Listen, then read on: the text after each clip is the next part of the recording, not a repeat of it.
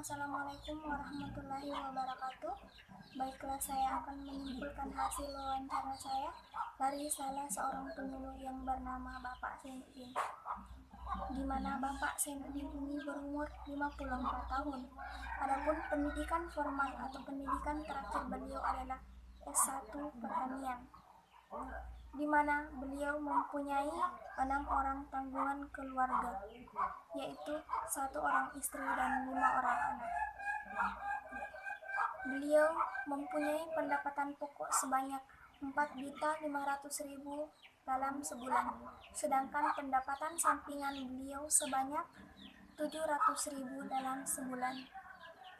Adapun kursus-kursus yang pernah diikuti oleh beliau adalah budidaya jagung, di mana kursus ini berlangsung selama 14 hari.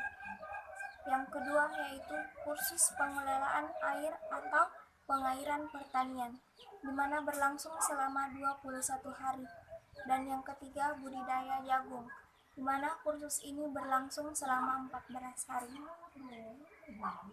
Sebelum melakukan penyuluhan pertanian kepada para petani, Bapak Zainuddin ini terlebih dahulu melakukan persiapan, seperti Bapak Zainuddin menyiapkan bahan-bahan ajar atau materi-materi yang akan disampaikan kepada para petani.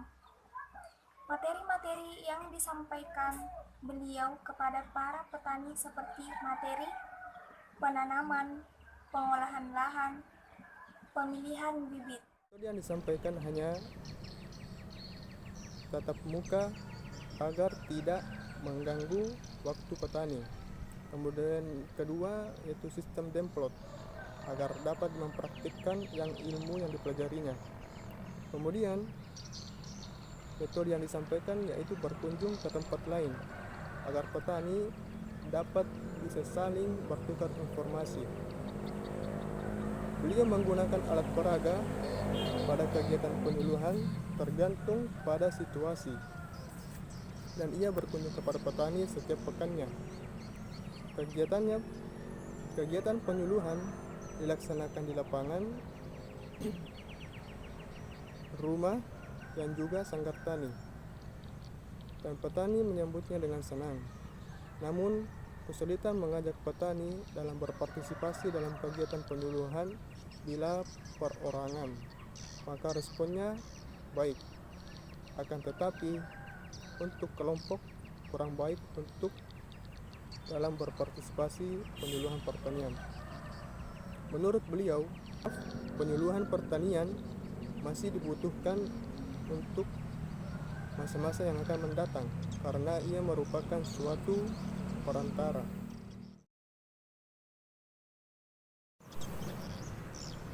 Perkenalkan, nama saya Arnaldi dengan stambuk 082 2018 0076. Kelas T1 Agroteknologi. Baik dari hasil wawancara petani pada Desa Labowoi, Kecamatan Watampulu, Kabupaten Sidrap. Beliau bernama Andi Rauf yang berumur 39 tahun dan mempunyai tanggungan keluarga sebanyak 3 orang, dan ia memiliki pengalaman dalam berusaha tani selama 10 tahun serta mempunyai pekerjaan sampingan yaitu pembuatan batu mata berak. Beliau memiliki sarana pendukung yang berupa cangkul, parang, dan juga motor. Beliau berusaha tani menggunakan sistem jajar legowo dengan luas lahan 2 hektar dan status lahannya yaitu milik pribadi dengan produksi yang diperoleh mencapai 100 karung.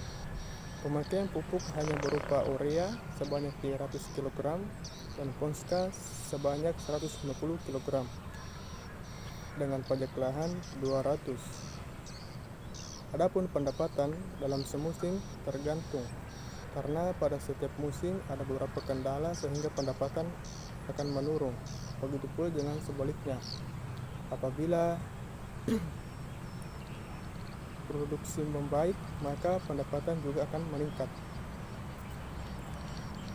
Beliau pernah mendengar sistem jajar legowo ini sejak 4 tahun terakhir dan mengetahui sistem tersebut dari temannya.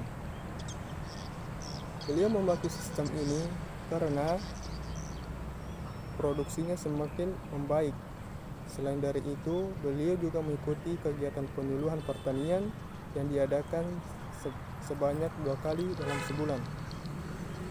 Dan materi yang diajarkan yaitu berupa pengukuran pH, pengolahan tanah, pengendalian hama dan penyakit, dan pemupukan. Bila beliau mengalami masalah dalam berusaha tani, PPL memberikan arahan untuk memperbaikinya. Menurut beliau,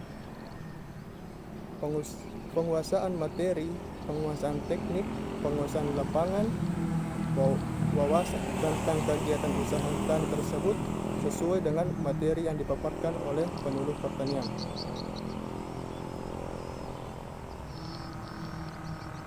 Terima kasih. Saya akan menyimpulkan hasil wawancara saya dari salah seorang petani yang bernama Bapak Salman, di mana Bapak Salman ini berumur 67 tahun. Bapak Salman ini berlatar belakang pendidikan SMA, di mana beliau mempunyai 4 tanggungan keluarga, yaitu 1 orang istri dan 3 orang anak. Beliau tidak mempunyai pekerjaan sampingan, semata-mata pekerjaan beliau adalah sebagai seorang petani. Dalam kegiatan berusaha tani beliau mempunyai beberapa sarana-sarana pendukung seperti hand traktor, parang, cangkul, motor, dan lain sebagainya. Adapun luas lahan yang dimiliki oleh Bapak Salman adalah sekitaran 1 hektar. Dengan status lahan ada yang milik pribadi dan ada pula yang lahan bersifat sewa, di mana pendapatan per musim atau 1 musim panen yang didapatkan oleh Bapak Salman adalah berkisaran 25 juta rupiah hingga 26 juta rupiah. Namun pendapatan tersebut belum termasuk pendapatan bersih yang diperoleh oleh beliau. Terlebih dahulu Bapak Salman harus membayar biaya pupuk dan pestisida yang digunakan Bapak Salman selama bercocok tanam padi.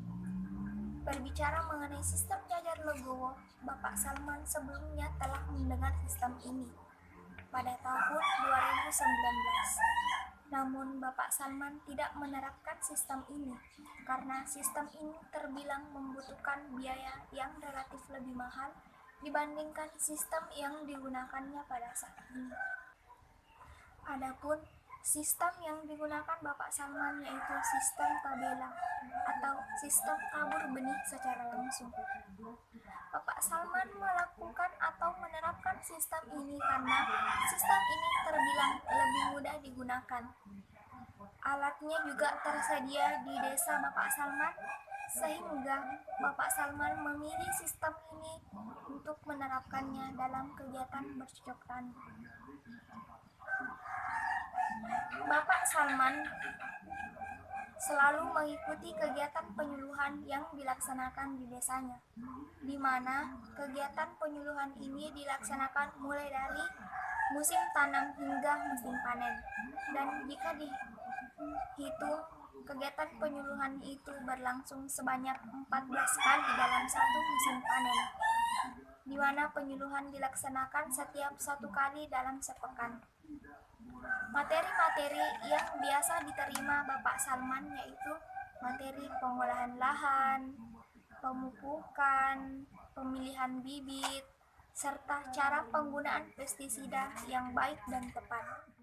Bapak Salman mengharapkan penyuluh pertanian yang ada di desanya terus memberikan arahan, motivasi, dan dorongan kepada para petani, karena petani sangat membutuhkan sosok penyuluh pertanian. Bertani adalah pilihan, maka dari itu menjadi petani yang sukses membutuhkan perjuangan. Oleh karena itu, para petani membutuhkan guru, membutuhkan jembatan informasi, membutuhkan fasilitator, yang dimana adalah penyuluh pertanian, di mana penyuluh pertanian telah dipersiapkan oleh pemerintah untuk membantu para petani mengatasi masalah-masalahnya. Di mana masih ada kegiatan usaha tani, di mana masih ada pertanian, maka penyuluh pertanian masih tetap dibutuhkan.